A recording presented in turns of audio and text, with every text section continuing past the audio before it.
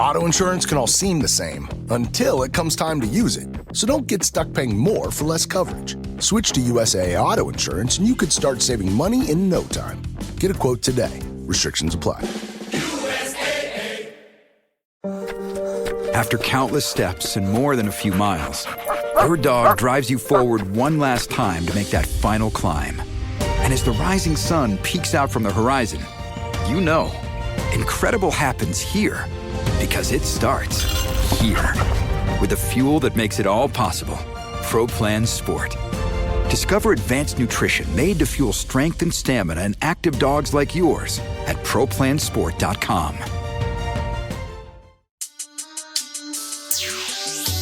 Join us on a journey, you glorious human, to see yourself clearly and feel a little more awesome than you did before. It's Awesome with Alison. Yes. Yeah, we're live. I was just doing that. Okay. We're living and thriving. Hi. Hello, beautiful humans. Welcome to the podcast. Why do I burst into song every time? Well, I think now that we have Fiona, I know where it came from because everything is a song. That's what I'm saying. Yeah. Now that I see her, I know that you're not a one-off. It's just built in. Because why does Fiona do it? Obviously, it's because you do it. And why do I do it? I think my dad does it. He's a singer. We're little songbirds. Nonsense songs. Yeah. Well, that's the only kind of thing. Hello. Welcome to episode 189. I'm here with my husband and yours, Mr. Eric Robertson. Hey, how's it going? I'm excited about this episode. We were talking about how people just don't want to work. Life's hard, man. What we were talking about is buying digital products versus physical products. It is interesting. And the psychology, the difference between buying a physical product versus buying a digital product. And you said, and I thought that this was very insightful. What did I say? You said people don't want to do anything hard. You don't want to spend money and then have to do something else, especially right now. Like buying a course. I'm going to buy a course that will teach me where I'm lacking and teach me what I need to do to be better, to make more money. That sounds really hard. Yeah, especially when you put it like that. Not interested. There could never be a reality where you buy a course and it helps you. No, I'm not saying that's what courses are. I'm saying that's in my life right now. Right. I don't want to buy something that's going to make me do more work than I'm currently doing. Absolutely. Now, I've actually bought courses that are amazing. I'm a fan of courses. Yeah. It's just where I'm at right now. And I feel similarly. And we were thinking about that with the podcast. And I was like, what if we do an episode that is so fun about stories and how stories change lives? Stories are incredible teaching tools. And one way that we absorb stories is through movies. Movies. I love movies. I love TV. I love hanging out. It sounds like one of those 80s dating videos. I love movies. I love having fun. I do. I'm coming off a cold, so I was just able to revisit and watch some of my favorite movies. Sometimes with our kids, when we feel like there's too much screen time, we implement a movies only rule. Yeah, I feel like I'm always doing that because I'm like, I'm crotchety. I'm like, you're not watching shows. Stop watching shows. It's making you insane. Because of the quick cuts and the jumping to all the topics. It's such a consuming type thing. Yeah. Not all shows. I sound like such an old guy. You are. I'm just saying. You are. If I watch, yeah, I am. I'm very ornery, and you have to accept me. You just consume. They're just like short, fun things, and it just, here's the next one, and here's the next one. By the time the night ends, Rad's been sick the last couple of days, so he's just watching TV shows. He loses his freaking mind. It starts to short circuit. I'm like, okay, no more shows. We don't see that happen as much when they watch movies. Yeah, it's different. If you're learning a lesson, you're engaging in a story, you're following a storyline, it can be triggering all sorts of creative synapses, more so than just these quick one-off drivel nonsense shows. Fun. And honestly, it's fun. And it's fun. I wanted to share this about stories. I've researched stories and storytelling a lot as a teacher, as an educator. Stories help stimulate neurological centers of the brain that help us feel more care and concern for people's feelings and experiences. Stories can help us feel more empathetic, more understanding. You just had an awesome guest in who has his leg amputated. Mm-hmm. I immediately felt very connected to him because I have a friend and I know the story of her leg amputation, and they have a similar prosthetic. She's in the Paralympics. I'm going to have her on the podcast. amazing how quickly that story could connect us. Yeah. Right? And I don't know what it is like to have a limb amputated, but I do have more awareness, sensitivity, because I'm aware of a story I've had an interaction with somebody else. And so I thought it would be fun if Eric and I share 3 movies, AKA stories, that have changed our lives. And this just going to give you some ideas and tips. So one of the most popular podcast episodes we've ever had is The Gospel of Moana. Is it really? Mm-hmm. Crazy downloads. Wow. And a lot of people shared it. A lot of people spread it around. When I watch movies, I'm constantly doing what I did when I'm watching Moana. I'm looking for themes. I'm looking for archetypes. You're always confused about how I'm guessing everything, and I know where the plot's going to go. I'm always impressed with the things that you catch, but also you're so good at relating what you see on screen to your own life quickly. I don't do that very well. I don't understand why I like things. In fact, later on the episode, I asked AI, why do I like the movies I like? There's some funny things that came from it. I love it. You're very good at connecting dots. And like The Gospel of Moana, I wouldn't be able to talk more than 3 minutes about why that's a great movie, even though I think it's a great movie. And I have thoughts. Yeah. And so I thought I would share some ideas that help you watch a movie and get some of the benefits of it. I found this cool study talking about how movies can be almost a form of therapy. Now, like anything, it's intention.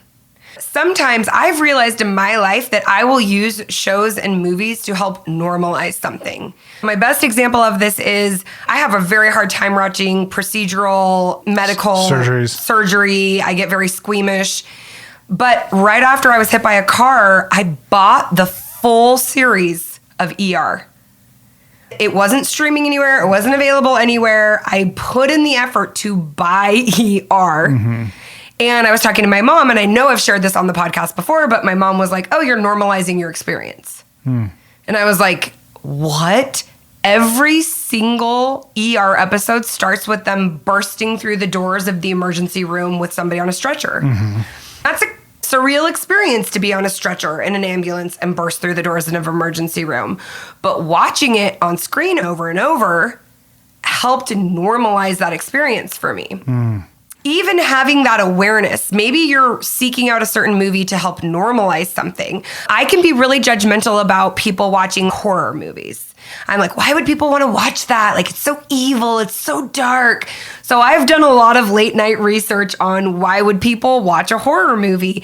And there's a lot there with it normalizing the darkness within our psyches, the shadow aspects of our personality, the darker sides of humanity that don't feel safe to explore in other ways. It can be a safe place to explore those different thoughts that somebody might be trying to move away. So you're saying one of the reasons people kind of watch horror movies. It's kind of like the nicest people I know love black death metal.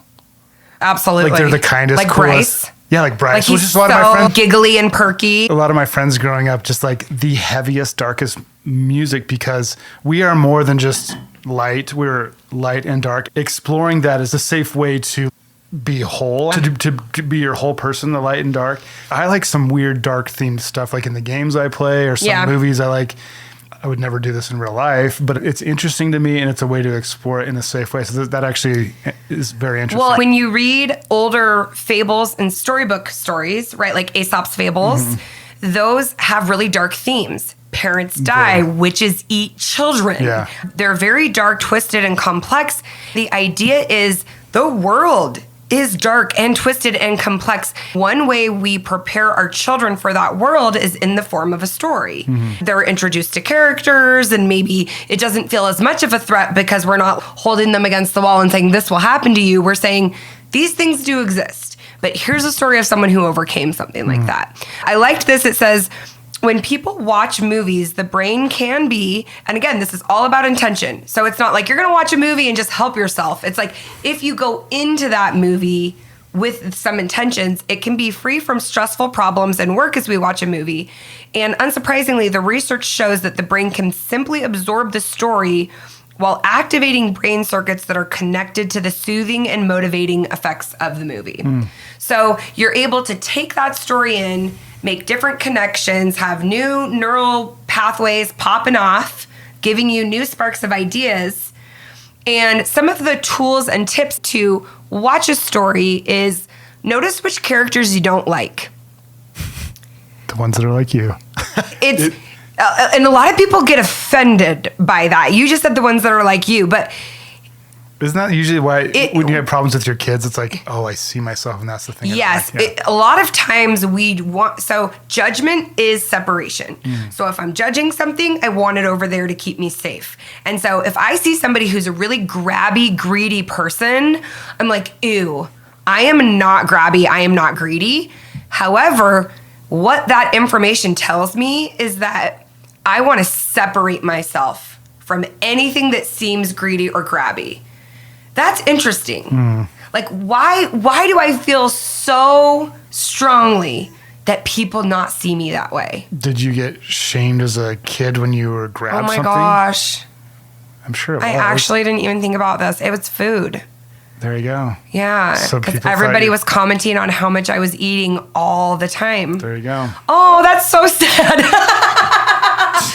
But you can see, like, I wasn't even thinking of it in like a food way. I was thinking of it in like a money, grabby, being entitled kind of way. I might judge that really hard and be like, how unattractive is that? Because it's like, it's easy to just not like someone who's grabby and greedy, but it doesn't really bother me. I don't really I don't really go into that. So like, what's something that really bothers you? Like you're watching and you're like, ugh, that character is so annoying. People who have opinions on everything.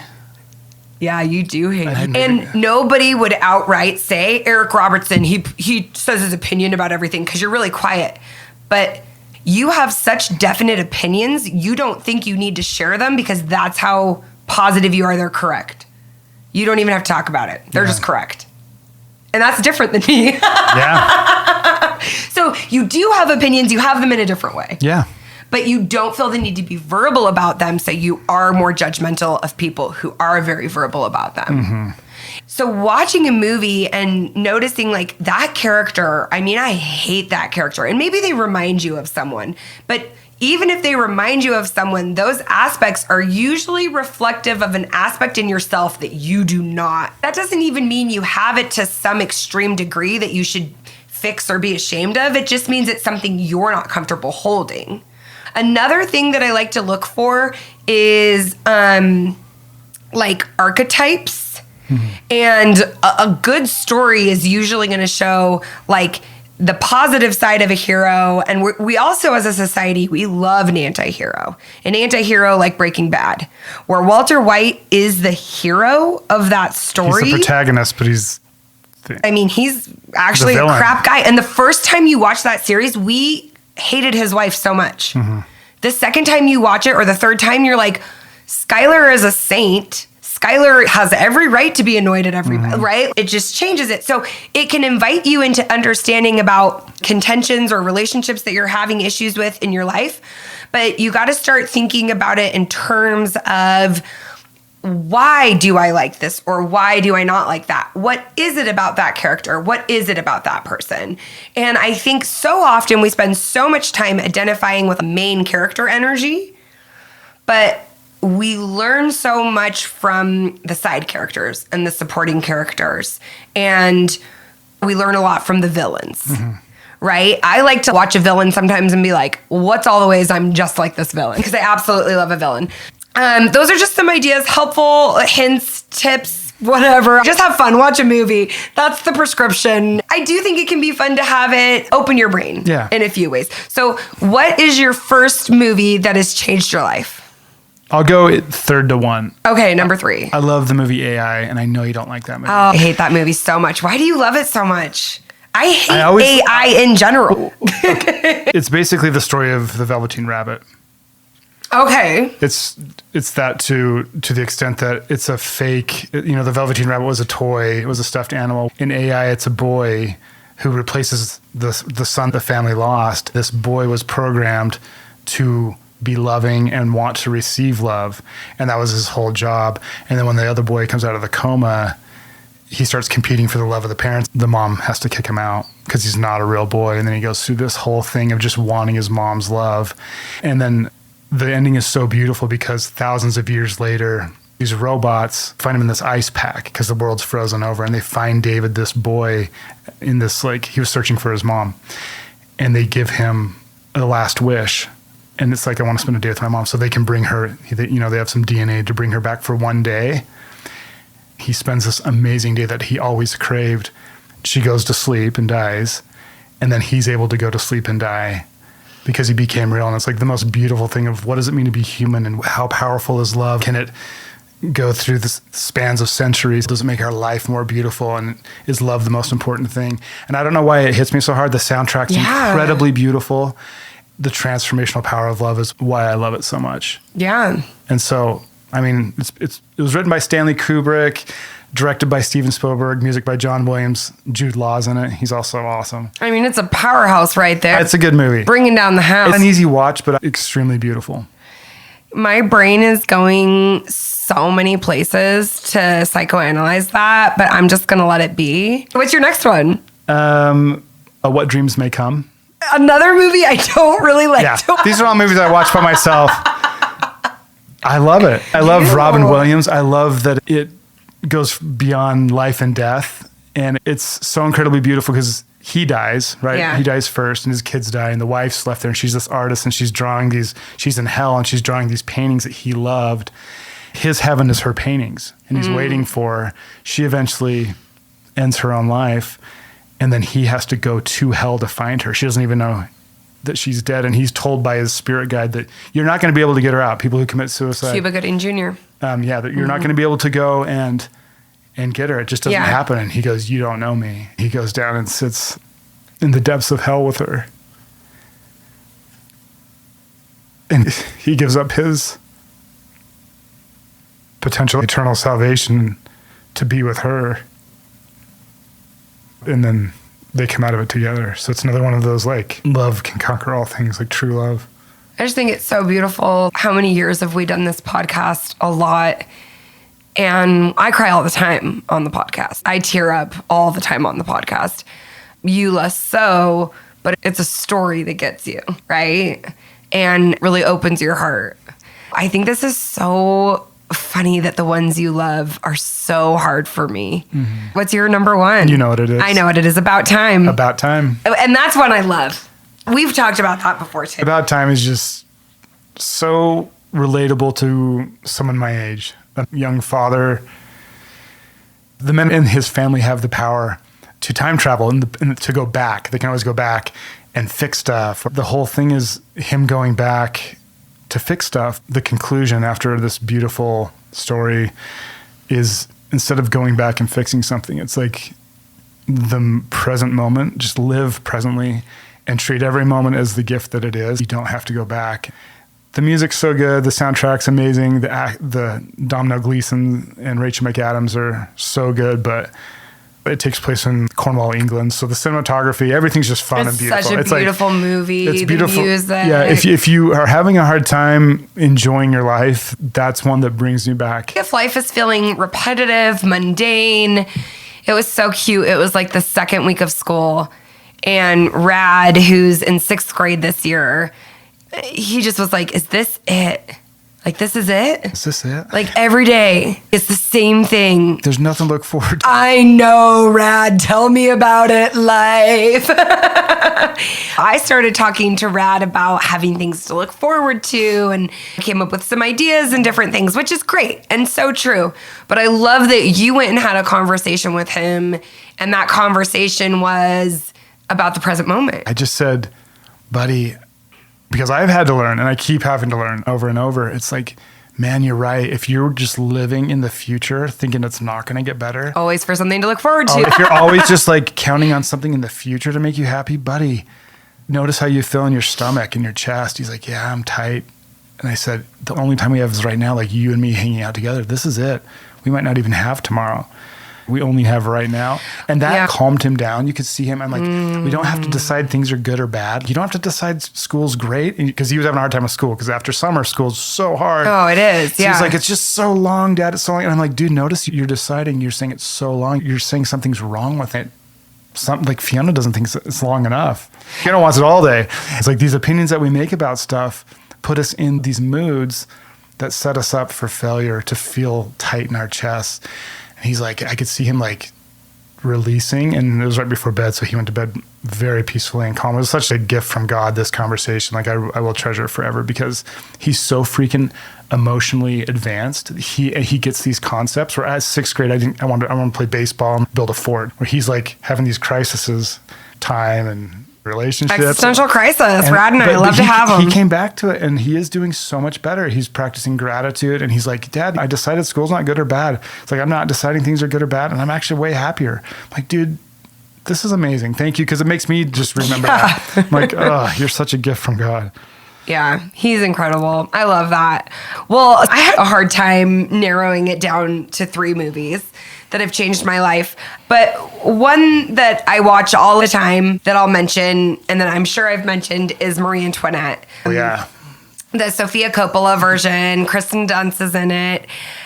I think there's a lot of reasons why I love Marie Antoinette. I was just talking to Mallory about Marie Antoinette, my executive assistant, my friend.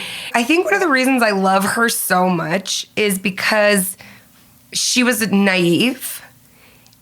It's not her fault that she was naive, but her naivete had some serious consequences. She was this Austrian princess, married into... Wasn't she 15 or 17 or something? 14. 14, there you go. Married into royalty. She knows no other life. And then France is going through this huge revolution. People are rioting on the streets, but she's so far removed from that reality.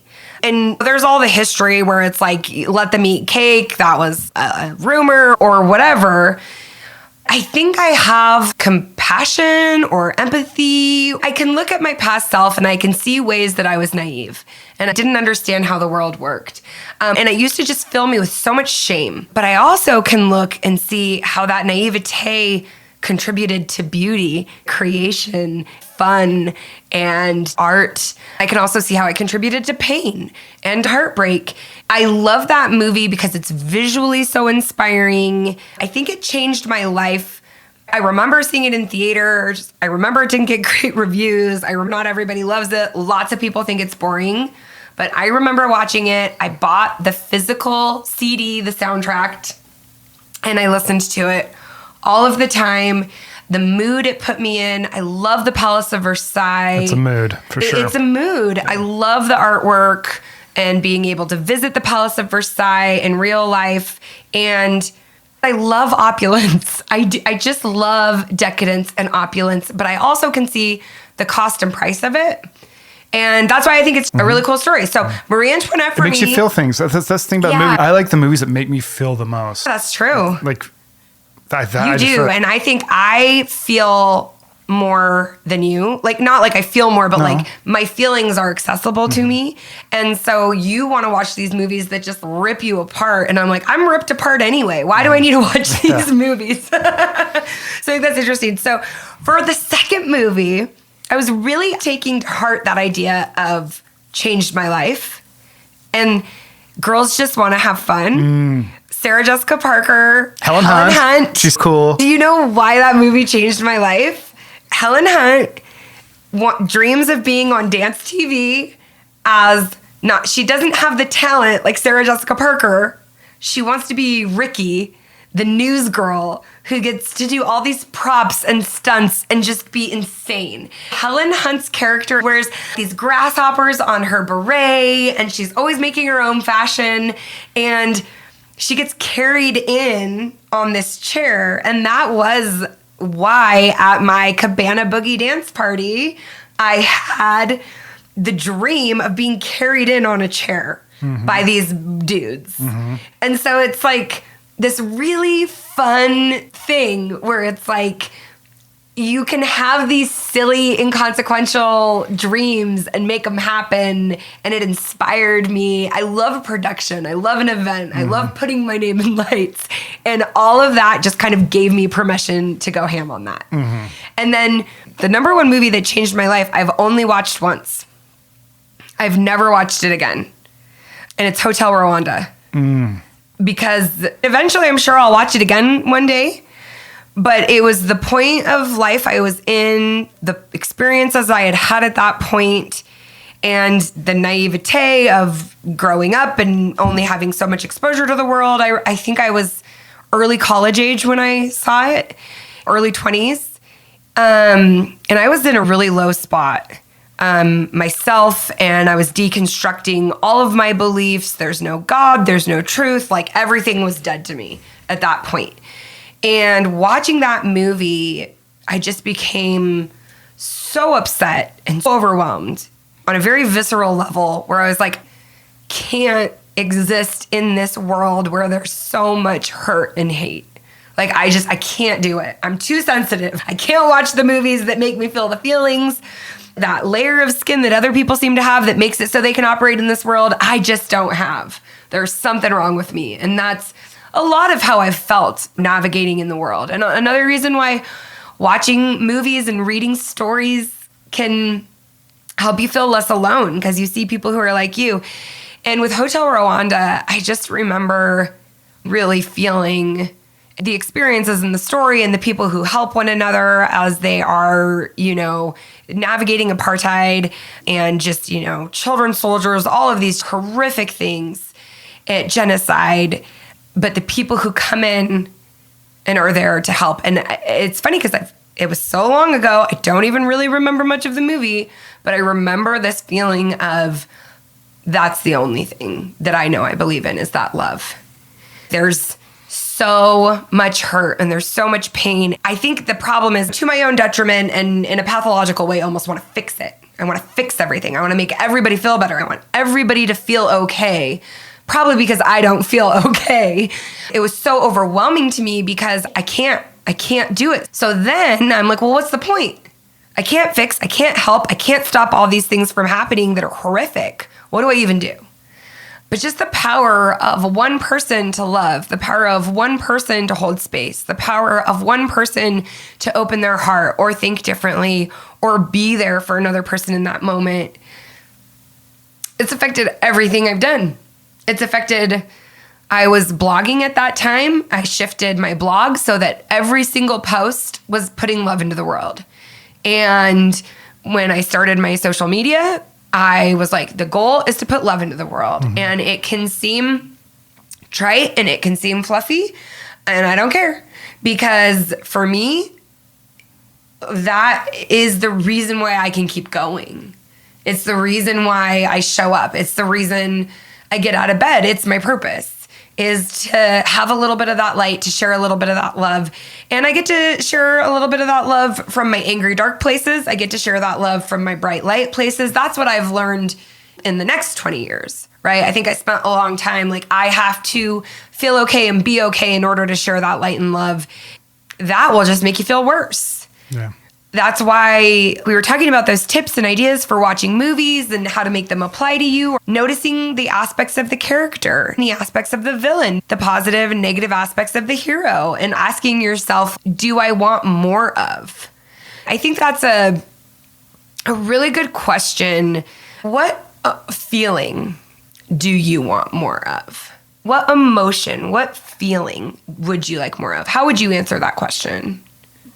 Peace. Yeah, I think for me, it's calm. Mm-hmm. We both have so many things going on right now. I think we both, right? Mm-hmm. Looking for moments to cultivate that calm, that peace. We'd love to hear from you guys about this. Like, what do you think? Send us an email. Tell us about movies that have affected you. You didn't give us an update on Tales from the Dark Dungeon. I don't really have anything. Just still working on it. That's okay. I'm having a good time, though. It's so fun. It's very satisfying to create something. I've got a new community platform and thing happening called She Can't Be Stopped. And every week we are asking you guys to share a nomination of somebody that when you look at them, you go, she can't be stopped. And then you and the person you nominate are going to get sent some goodies from our new product line at She Can't Be Stopped. And this one is coming from Claudia. She is nominating Lauren. Claudia says, I called off my engagement this year. Oh, I'm so sorry, sweetie. And I was grieving the loss of what I thought my life would be. I leaned heavy to my friend Lauren. I was crying what felt like hourly and asked if she had any podcast recommendations that would help me cultivate positivity. She recommended this podcast, and for that I am grateful. She has been there each time this podcast, meaning our podcast. That's so nice. And for that, I am grateful. She has been there each time I call her, even with a full-time job and 2 toddlers. Lauren is like Christmas cookies baked in the middle of summer for no other reason than just because you wanted to. She checks in just because she can. She listens without an agenda. She helps others grow in positive ways while still hitting her own goals.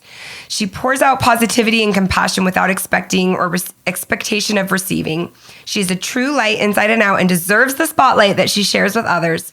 Lauren can't be stopped, and it would be a disservice if anyone tried to. I love that. That's funny. Thank you, Lauren, for being my friend and a bad woman. He says she's this badass, but I didn't know to swear. You can say badass. Okay. And a badass woman, mom and friend. Thank you, Alison, for creating a platform so I can give her the recognition she deserves. Claudia, you are so welcome. I'm so happy to get to share that about your friend. It reinforces that message of love. Right? Look how Lauren is showing up for her friend Claudia. She's there for other people and she makes a difference. Shoot us an email to biggirl@shecan'tbestopped.com to claim your prizes. And we'll get those addresses and we'll get those sent out to you. Did you have a review you were gonna read? Oh my gosh, this is so kind. Reviews. We're going to send reviews, prizes too. We're going to read reviews every so often. And so you guys, we haven't gotten a 10, so thank you to those who have shared new reviews. Okay, I love it. Cheyenne CF says, over the years of listening to this podcast, I would say that you've always remained true to who you are. I've outgrown so many podcasts I've listened to, but time and time again, I will always still listen to yours weekly, and it's been such a gift. This podcast relaunching has been a gift to my soul in a season of grief and loss. In these past couple of weeks, I've resonated with so much. I'm just so proud of you, Alison, and I love you tons and tons. Oh, and she's an amazing coach that should be so proud of herself for the individual she is. This is from Cheyenne. Cheyenne's, thank you, sweetheart. I love you so much. I've had the opportunity to coach Cheyenne several times and know her story and heart and just love her so much. It's so cool to have been able to do all those power hours and one-on-one coaching for the last few years. Now when I'm reading these reviews, I know the people. It's all coming together. Hey, we want to thank you guys so much for listening, for being a part of this awesome empire, this community. We ask that you share this podcast, leave reviews, send us a comment, a note. It means so much to us, especially as we're getting going. Every little bone you throw, we're excited about. I'm actually really interested on other life-changing movies. Oh yeah, I know. We really want to hear them. I want to watch more. So yeah. Let me know what changed your life. You can send those to heygirl@thealisonshow.com or biggirl. Or in a review. There's so many ways to reach us, and none of them are bad. I want to leave you with this and remind you only you can be you, and you are already as awesome as you need to be. You're going to find us a song. Yeah, Do you know what it is? Yeah, probably. I'm playing a show tomorrow night when this podcast comes out, and it's a song by me and Ben Rainier. I think it's going to be called "Which Sun." Which sun? Which sun? Like which? Like which is which? Not a witch. Like. I'm not a witch. I'm your wife. Sun or sun? Which sun? There we go.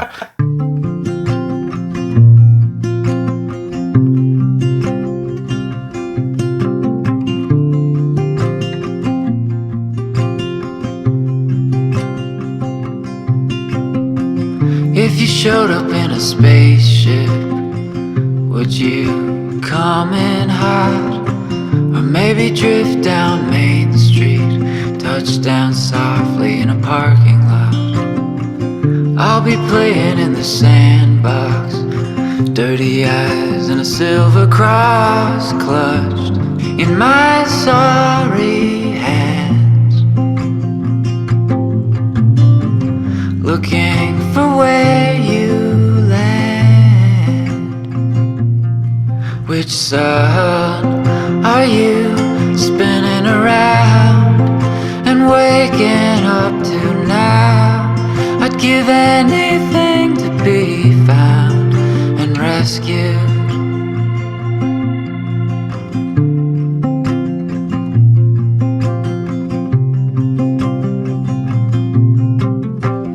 If I dug deep enough through the curtain in my mind, where we're cut off,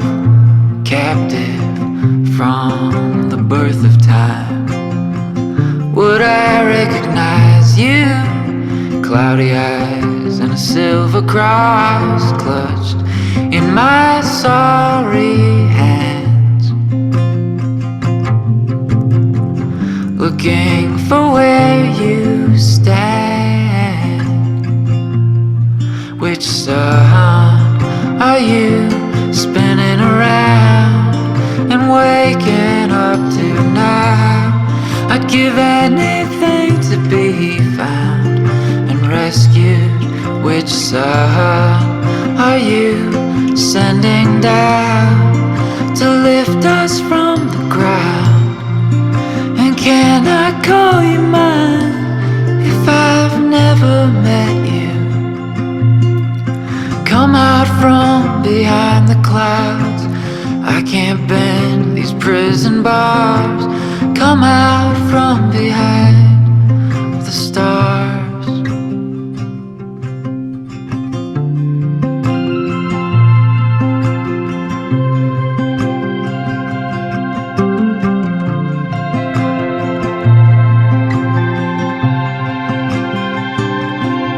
Which sun are you spinning around and waking up to now?